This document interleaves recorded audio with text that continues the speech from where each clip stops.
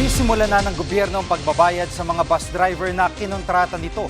Live mula sa EDSA Guadalupe, nangungun sa balita si News 5 Transportation Correspondent Gerard de la Peña. Gerard, paano ang sistema ng pagbabayad sa mga driver? Tama, Jiggy, ngayong araw na nga ito sisimulan ng LTFRB yung pagbabayad doon sa mga operator at driver para sa biniyahin ng mga ito noon pang nakaraang linggo. At ang pinag-uusapan natin dito ay yung mga bus drivers dito sa EDSA Busway, Jiggy. Ang gagawin ng LTFRB, ipapasok yung mga bayad doon sa bank accounts o yung e-wallets ng mga representative o yung mga operator na nag-apply dito sa programang ito. At bahala na rin yung operator at yung mga representative kung paano mapupunta yung mga ito doon sa mga driver at kung magkano yung mapupunta sa kanila. So dahil nga dito, Jiggy, yung ibang mga driver na nakausap natin parang nakukulangan dito sa programang ito, no? Katulad doon sa nakausap nating driver, parang kinukwento niya, bago magkaroon ng gulo sa pagitan ng US at ng Iran ay umaabot pa ng 2,000 pesos yung araw-araw na kinikita nila dito sa EDSA Busway. At nang nagkaroon na nga ng gulo, ay nasa 800 or 600 na lamang yung kinikita nila. At pag nagkaroon ng payout, ay aabot lamang na 1,400 yung kanilang kikitain. Pakinggan natin yung pahayag ng isang driver na nakausap natin. Bali yung collection po namin, halimbawa naka 15,000 po kami, plus 10,000 na bayad ng LTFRB, dinagdag, bali magiging 25,000, doon po kami namumursyento.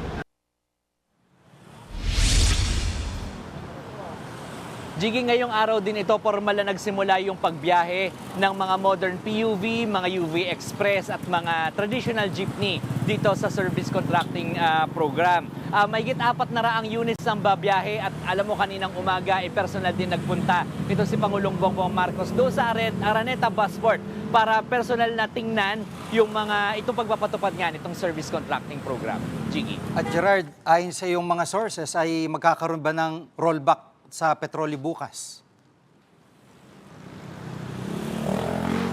Tama, Jiggy. Mismo ang Department of Energy na ang nag-announce nung malakihang rollback, lalo-lalo na sa diesel bukas. 24 pesos and 94 centavos yung kada litrong rollback sa presyo ng kada litro ng diesel. 3 pesos and 41 centavos naman sa gasolina at 2 pesos para sa kerosene. Ang sinasabi ng Department of Energy dito, Jiggy, ito ay minimum lamang at pwedeng magdagdag yung mga oil company. So ito yung minimum, hindi pwedeng bumaba dito sa mga halagang ito, yung rollback. At gayon din, kung magkakaroon man ng price hike sa mga susunod na linggo, wag naman sana next week, kung magkakaroon ng oil price hike, maglalagay din ng cap o limit ang DOE kung magkano lamang, kung hanggang saan lamang yung pwedeng itaas ng mga oil companies. Pakinggan natin yung naging pahayag dito ni Energy Secretary Sharon Garin.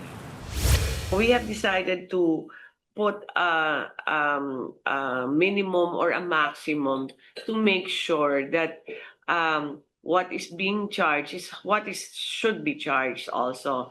Kaya na rin to, this is a police power in a sense of the government and as far as price is concerned, para wala pong any attempts on profiteering on the current crisis. At Gerard, pwede pala nilang gawin yan yung minimum at maximum binabanggit niya Secretary Garin. Pero paano yung oil deregulation law? Jiggy, ang sabi ng Department of Energy, hindi naman daw ito in conflict doon sa oil deregulation law. Dahil nakalagay doon sa mismong batas, Section 14E to be exact, ay pwedeng makialam ang Department of Energy sa mga stakeholders ng industriya, in this case yung mga oil companies, sa panahon ng emergency. So kung matatandaan natin, noong March ay nagdeklara ang pamahalaan ng State of National Energy Emergency. At dahil nga dito, sinasabi kanina ni Secretary Garin, kumbaga sa nag-unlock ito ng mga, nag-trigger ito ng kapangyarihan para sa pamahalaan na manghimasok na at makialam na dito sa problemang ito. Jiggy. At pagdating sa supply, kumusta ng supply natin? Jiggy, kanina inireport ng Department of Energy na nadagdagan ng 2 days yung ating supply. So ang average na supply natin ng petroleum products ay nasa 52 days na ngayong araw na ito. At may dadating pa raw bukas na mahigit 300,000 barrels ng diesel, so makakadagdag pa ito sa ating supply. At sinasabi rin ng Department of Energy na bawasan na yung pagkonsumo ng mga Pilipino sa langis at malaking tulong daw ito sa pagpapanatili ng ating supply. Yan muna ang latest. Balik sa'yo, Jiggy. Yan ang ulat ni Gerard de la Peña live mula sa EDSA Guadalupe. Mga kapatid, Jiggy Manikad po. Pagdating sa mahalagang balita sa loob at labas ng bansa, dapat una sa lahat, mag-follow at mag-subscribe na sa social media pages ng News 5.